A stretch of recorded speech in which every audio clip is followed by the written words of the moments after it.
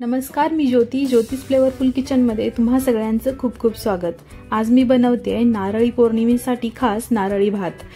नारळी भात बनवण्यासाठी इथे मी 1 वाटी बासमती तांदूळ घेतलाय। आता हा तांदूळ आपल्याला 2-3 वेळा स्वच्छ पाण्याने धुवून घ्यायचा आहे। तर मी याच्यामध्ये 1 ग्लासभर पाणी घातलं आणि 2-3 वेळा पाणी बदलून मी हा तांदूळ स्वच्छ धुवून घेतलेला आहे। तर माझा तांदूळ स्वच्छ धुवून झालेला आहे। आता आपल्याला भात बनवायला घ्यायचा आहे। तर इथे कढई गरम झाली की त्याच्यामध्ये 1 चमचाभर तूप घालायचं। तूप गरम झालं की याच्यामध्ये मी 4 वेलची आणि 1 लांब दालचिनीचा तुकडा घातलाय। आता हे कोरडे मसाले आपल्याला छान तळून घ्यायचे आहेत। मसाले भाजून झाले की याच्यामध्ये धुतलेला तांदूळ घालायचा आणि हा तांदूळ आपल्याला छान तुपावरती परतून घ्यायचा आहे।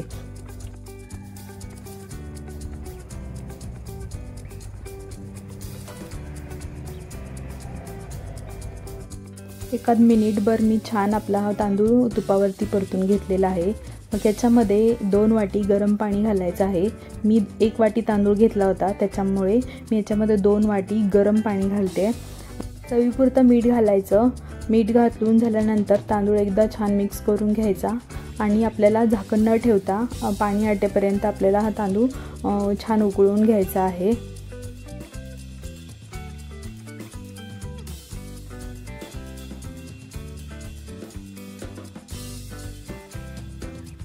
आता तुम्ही बघू शकता भातातील सगळं पाणी आटलेलं आहे।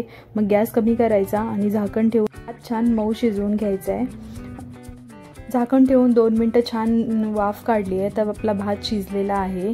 भातातलं पाणी सुद्धा सगळं आटलेलं आहे आणि आपला भात छान शिजला आहे।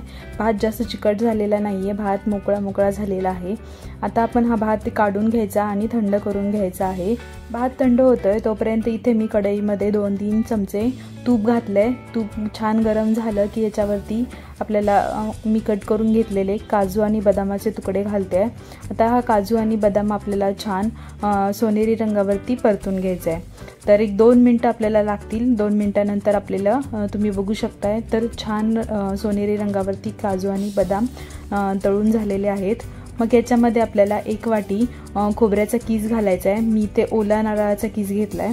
तर नारळी भात बनवण्यासाठी ओलाच नारळ वापरायचा आहे। तर हा ओला नारळाचा कीस मी छान तुपावरती ड्रायफ्रूट सोबत भाजून घेते। 1-2 मिनिटं आपल्याला तुपावरती छान भाजून घ्यायचा आहे। जास्त करपवायचा नाही, फक्त जरासा हा शिजला पाहिजे आणि नरम झाला पाहिजे तोपर्यंत आपल्याला घालून घ्यायचा आहे। तर 1-2 मिनिटांनंतर तुम्ही बघू शकता ओल्या नारळाचा आपला हा कीस आहे ना तो भाजून झालेला आहे। त्याचा कलर थोडासा चेंज झाला आहे। मग याच्यामध्ये मी अर्धी वाटी साखर घातली आणि साखर सुद्धा आपल्याला या खोबऱ्यासोबत छान मिक्स करून घ्यायची आहे। पूर्ण विरघळवायची नाहीये किंवा याचं पाणी करायचं नाहीये।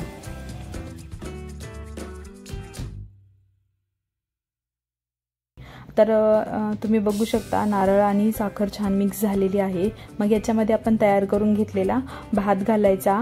मग याच्यामध्ये मी केशरचं दूध घालते। तर मी 2 चमचे गरम दुधामध्ये काही केशर काड्या अर्धा तास भिजत ठेवल्या होत्या, ते याच्यामध्ये मी घालते। तर तुम्ही याच्यामध्ये फूड कलर सुद्धा वापरू शकता किंवा हळदीचं पाणी सुद्धा घालू शकता। ती याच्यामध्ये मी थोडेसं फूड कलर घातलेला आहे आणि केसरमुळे सुद्धा आपल्या भाताला खूप छान कलर येतो। खोबरं आणि साखर छान मिक्स करून झाल्यानंतर झाकण ठेवून मी 2 मिनिटं वाफ काढली आणि आपला छान नारळी भात तयार झालाय। तुम्ही सुद्धा येत्या नारळी पौर्णिमेला असा हा रसरशीत आणि मोकळा नारळी भात बनवून बघा आणि माझ्या व्हिडिओला लाईक करा, शेअर करा आणि चॅनेलला सबस्क्राईब करा। थँक्यू।